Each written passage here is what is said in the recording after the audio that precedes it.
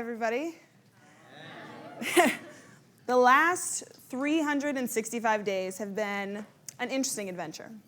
I was here, like she said, a year ago today, and I spoke on the stage. And for those of you that saw my talk, thank you, because you helped it make it to the homepage of TED.com. And if my mom was here, she would probably thank you too. She made me make a point to thank everyone for doing that. If you didn't see my talk, it was about the work that I did with Invisible Children for their most successful event at that point, called the Rescue of Joseph Kony's Child Soldiers. I spoke about people called anonymous extraordinaries who use their acts from conviction and not for recognition. And when I say that that was the most successful event at the time, I really emphasize at the time. Because I'm sure most of you and 130 million other people in the world have heard of Invisible Children's most recent campaign, Joseph Kony 2012. And this past year was interesting because I had some really high points, but then a few other interesting significant things happened. I moved to Los Angeles, my car broke down. I moved around from different houses trying to find work for film. Tried to move back to Chicago, my car broke down again. And honestly, the last 365 days haven't been that glamorous, you know? And I was sifting through the last few days trying to figure out what to talk about, trying to figure out, is there some epic moment or significant thing that happened that I could share with you guys? And quite honestly, I've just been in it, you know, just continuing to work towards filmmaking and pay the bills and just a grind that everybody goes through. But then I realized that just because I didn't have some significant epic thing happen this past year doesn't mean that there isn't a story to be told.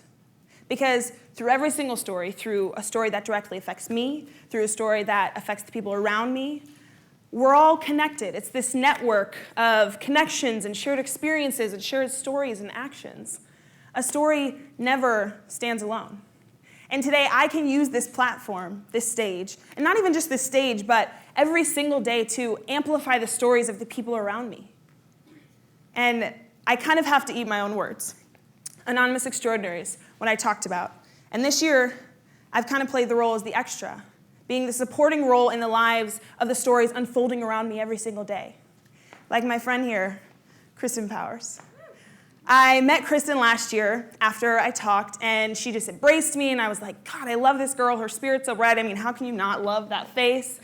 And we exchanged emails a little bit, and then a few weeks later, I heard her backstory, that at 18, she lost her mom to Huntington's disease, and that now she's working on a documentary about her mom and about her journey to being tested, and really hit me because my dad's been sick for a long time, and I cannot even imagine going through that and then continuing to push on through your dreams and stuff. And today, Chris and I am so honored to be standing on the stage with you and all the other speakers and with all of you here today, and know that your story is our story as well. And last year when I was up here, it was such a huge honor. I'm not even going to say that I wasn't excited or anything because I was losing my mind. It was so exciting, and the fact that how I was up here was because of all of the thousands of anonymous extraordinaries that came behind me and lifted me up on their shoulders for the good of the story. It was by a committed community of individuals, of messy, ridiculous, leaving their dishes all over the place, not afraid to tell me when I'm being a diva, group of radically committed individuals.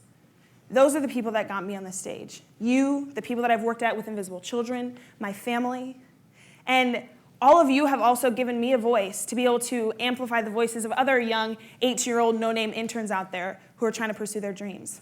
This is my friend, Timmy Shivers. Yes, his name is Timmy Shivers. He's 19 years old, and he is as animated as a Pixar character. He's ridiculous.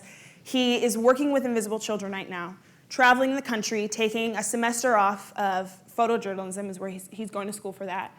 And when I was working with Invisible Children, it was rough. I mean, you travel around, you're talking to thousands of people, it's exhausting, but now it's a whole different ballgame. And what Timmy and his other teammates are going through on the road is every day are meeting people with different discussions, and sometimes it's not necessarily agreeing with everyone. There's a lot of having to agree to disagree and leaning into these discussions, and sometimes criticism and sometimes kind of aggressive things, but I think the most important thing to learn with this is that even though it has been met with difficulties, this is the first time that these discussions have ever been happening. Because of the millions of people that have heard about this, we can have those conversations. Whether we agree, disagree, or again, agree to disagree, it's happening.